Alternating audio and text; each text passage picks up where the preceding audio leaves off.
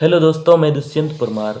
NEET 2025 का exam नज़दीक आ रहा है और आपको भी बायोलॉजी के कुछ इम्पोर्टेंट क्वेश्चंस चाहिए। तो मैं इस वीडियो में बायोलॉजी के 2025 नीट एग्ज़ाम के लिए इम्पोर्टेंट क्वेश्चंस दूंगा जो पिछले साल नीट एग्ज़ाम में आए हुए हैं और वो 2025 के लिए इम्पोर्टेंट हैं। तो चलिए हम शुरुआत करते हैं जीव जगत चैप्टर से। पहला क्वेश्चन आता है कि नीचे दिए गए चार कथनों यानी कि ए से डी तक चार कथन दिए हुए हैं, तो उनका अध्ययन कीजिए और उनमें से दो सही कथन को सुनिए। तो पहला ऑप्शन आता है कि जैव स्पीसीजों की परिभाषा अनसट मायर ने दी थी, और बी ऑप्शन है कि प्रकाश काल का पौधों के जनन पर प्रभाव नहीं पड़ता। सी ऑप्शन आता है कि द्विनाम पद्धति तंत्र आर एच वेइटेकर ने दिया था। और चौथा ऑप्शन आता है कि एक कोशिक जीवों में जनन और वृद्धि समानार्थक होते हैं। तो इसमें है जो आपका ए और डी ऑप्शन सही हो जाएगा। तो इसमें जो उत्तर हो जाएगा ए, यानी कि अनसट मायर ने जैविक प्रजाति की वर्तमान में स्वीकृत परिभाषा दी और प्रकाश काल पौधों के प्रजनन को प्रभावित करता है। द्विपद नामकरण प्रणाली कैरोलस लिनियस द्वारा दी गई थी, जिसे दुनिया भर के जीव विज्ञानी इसका अभ्यास कर रहे हैं। कोशिकीय जीवों जैसे बैक्टीरिया, शैवाल या फिर अमीबा में प्रजनन कोशिकाओं में की संख्या में वृद्धि द्वारा होता है। तो उनमें जो कोशिकाओं की संख्या के द्वारा कोशिकाओं की संख्या की वृद्धि होती है, उनके द्वारा जो अमीबा में प्रजनन होता है। अब आता है दूसरा क्वेश्चन कि नाम पद्धति कुछ विशेष सार्वजनिक मान्य नियमों द्वारा निर्धारित होती है। निम्नलिखित में से कौन सा एक कथन नाम पद्धति के नियमों के विरुद्ध है? तो इसमें जो आपको नाम पद्धति के नियमों के जो विरुद्ध है उसको है जो सिलेक्ट करना है। पहला ऑप्शन आता है कि जैविक नाम को किसी भी भाषा में लिखा जा सकता है। दूसरा ऑप्शन है कि जैविक नाम में पहला अक्षर शब्द और वंश नाम और दूसरा जाति शब्द संकेत पद को प्रदर्शित करता है। सी ऑप्शन आता है कि नामों को लैटिन भाषा में और तिरछे अक्षरों में लिखा जाता है। अब आता है डी ऑप्शन कि नाम को जब हाथ से लिखते हैं तो उसे रेखांकित किया जा सकता है। तो इसका जो आंसर हो जाएगा ए। इसमें आता है कि जैविक नाम में पहला शब्द वंश नाम और दूसरा शब्द जाति संकेत पद को परिभाषित करता है। नामों को लैटिन भाषा में और तिरछे अक्षरों में लिखा जाता है। नाम को जब हाथ से लिखते हैं तो उसे रेखांकित करते हैं।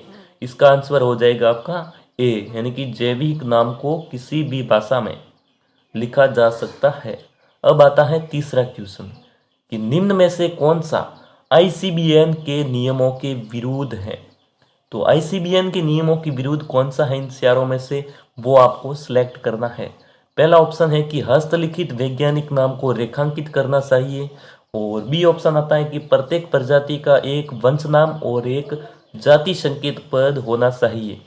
अब आता है सी ऑप्शन की वैज्ञानिक नाम लैटिन में होते हैं और इन्हें इटैलिक करना चाहिए।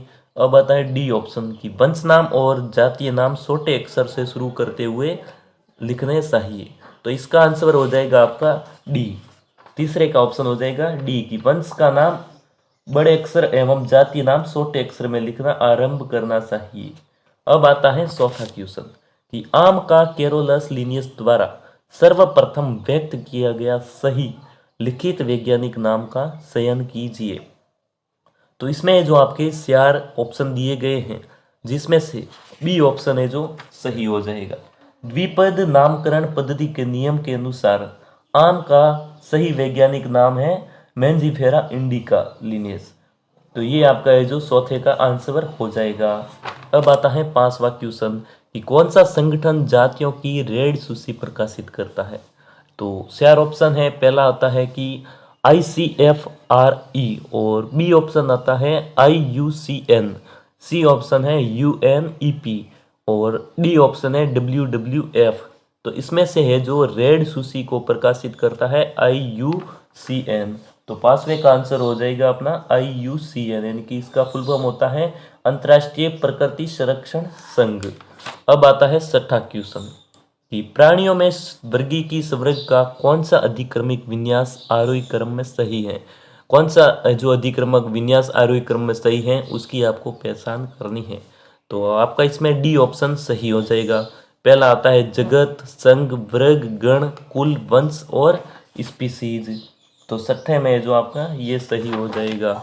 अब आता है 7वां क्वेश्चन कि निम्न में कौन मस्कड़ी कुल में आता है। पहला आता है ए ऑप्शन है जुगनू, टिड्डा, तिलसठा और मक्खी। तो इसमें है जो आपका मस्कड़ी कुल के अंदर है जो मक्खी आती है और इसका आंसर हो जाएगा मक्खी यानी कि डी। हेलो दोस्तों, मैं दुष्यंत परमार। नीट 2025 का एग्ज़ाम नज़दीक आ रहा है और आपको भी बायोलॉजी के कुछ इम्पोर्टेंट क्वेश्चंस चाहिए। तो मैं इस वीडियो में बायोलॉजी नेक्स्ट क्वेश्चन आता है कि पादपाल्य पत्र के नाम पत्र में निम्नलिखित में से कौन सी सूचना अंकित नहीं होती है। ए ऑप्शन आता है कि स्थानीय नाम, बी ऑप्शन है पौधों की लंबाई, सी आता है कि संग्रह की तारीख और डी ऑप्शन है संग्रहकर्ता का नाम। तो इसका आंसर सही हो जाएगा बी ऑप्शन यानी कि पौधों की लंबाई। यानी कि पादपाल्य पत्र यानी कि हर्बेरियम शीट पर एक लेबल लगा होता है जिसमें संग्रह की तारीख एवं स्थान, अंग्रेजी और स्थानीय तथा वास्तविक नाम, कुल संग्रह का नाम आदि के बारे में जो जानकारी दी गई होती है। इसका आंसर सही हो जाएगा अपना बी। अब आता है नेक्स्ट क्वेश्चन कि निम्नलिखित में से कौन सा कथन सही नहीं है। पादपाल्य में शुष्कीकृत प्रेस किए गए प्रेक्षित पादप नमूने होते हैं। बी ऑप्शन आता है कि वानस्पतिक उद्यान संदर्भ के लिए जीवित पादपों का संग्रहण है। सी ऑप्शन आता है संग्रहालय में पादपों तथा जंतुओं की तस्वीरों का संग्रहण है। डी ऑप्शन आता है कि कुंजी नमूनों को पहचानने के लिए एक वर्गीकी सहायक है। तो इसका सही आंसर हो जाएगा सी कि संग्रहालय पादपों तथा जंतुओं के मृत अवशेषों यानी कि नमूनों का संग्रह प्रेषित होता है। तो इसका सही आंसर हो जाएगा सी संग्रहालय में पादपों तथा जंतुओं की तस्वीरों का संगठन। तो दोस्तों आज के इंपॉर्टेंट क्वेश्चन ये थे और नेक्स्ट चैप्टर आता है कि जीव जगत का वर्गीकरण। तो उसके भी ये जो आपके इंपॉर्टेंट क्वेश्चन पिछले साल जो एग्जाम में आए हुए क्वेश्चन चाहिए तो आप कमेंट बॉक्स में बता सकते हैं और अपनी तैयारी को बेहतर बना सकते हैं। धन्यवाद। चैनल को सब्सक्राइब जरूर कीजिए और वीडियो को लाइक करें और अपने दोस्तों को इस वीडियो को शेयर जरूर करें। धन्यवाद।